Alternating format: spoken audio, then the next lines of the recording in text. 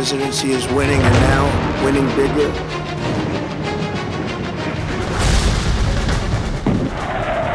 America, Israel और Iran के बीच जारी जंग अब ऐसे मोड़ पर पहुंच चुकी है जहां हर बयान अपने आप में एक नई रणनीति का संकेत बन रहा है।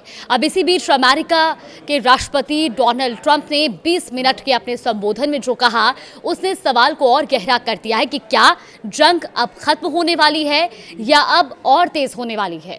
नमस्कार, आप देख रहे हैं न्यूज़ 18 का डिजिटल प्लेटफॉर्म और मैं हूं आपके साथ जागृति खंतवाल। तो अपने संबोधन की शुरुआत में ही ट्रंप ने जीत का दावा करते हुए कहा कि पिछले 4 हफ्तों में हमारी सेना ने युद्ध के मैदान में तेज, निर्णायक और भारी जीत हासिल की है। ऐसी जीत जैसी बहुत कम लोगों ने पहले देखी होगी। उन्होंने ईरान की सैन्य ताकत को लगभग खत्म बताते हुए कहा कि आज की रात ईरान की नौसेना खत्म हो चुकी है और उनकी वायुसेना पूरी तरह बर्बाद हो गई है।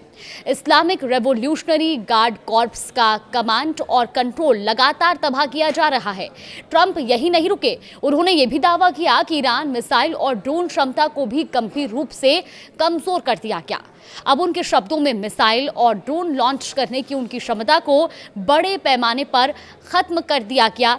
यहां तक कि उन्होंने ये भी कहा कि युद्ध के इतिहास में कभी भी किसी दुश्मन को इतने कम हफ्तों में इतना विनाशकारी नुकसान नहीं झेलना पड़ा। लेकिन इसी संबोधन में कहानी का दूसरा पहलू भी सामने आया। जहां एक तरफ ट्रंप जीत की तस्वीर पेश कर रहे थे, तो वहीं दूसरी तरफ उन्होंने साफ संकेत दिया कि जंग अभी खत्म नहीं होने वाली। उन्होंने कहा कि आने वाले 2 से 3 हफ्तों में हम उन्हें बेहद कड़ा जवाब देंगे और साथ ही ट्रंप ने यह भी इशारा किया कि जरूरत पड़ने पर ईरान के तेल ढांचों को भी निशाना बनाया जा सकता है, यानी सैन्य दबाव अभी और बढ़ सकता है।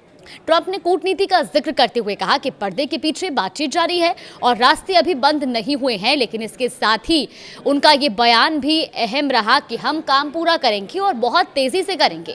अब ये साफ संकेत है कि अमेरिका अपनी सभी ऑपरेशन को अब अधूरा नहीं छोड़ना चाहता है। अपने संबोधन में ट्रंप ने होर्मुज स्ट्रेट को लेकर भी बड़ा बयान दिया। उन्होंने कहा कि अमेरिका को होर्मुज स्ट्रेट की जरूरत नहीं है और साथ ही उन देशों पर निशाना भी साधा जो अमेरिका का साथ नहीं दे रहे। उन्होंने गद्दार तक कह दिया। ट्रंप का दावा था कि जैसे ही ये संघर्ष खत्म होगा, होर्मुज अपने आप खुल जाएगा और इस बीच उन्होंने ये भी दावा किया कि ईरान अब दबाव में है। उनके मुताबिक ईरान ने सीज़फायर की मांग की है। हालांकि जमीनी हालात इस दावे की पुष्टि नहीं करते, लेकिन ट्रंप का ये बयान उनकी रणनीतिक स्थिति को दिखाता है।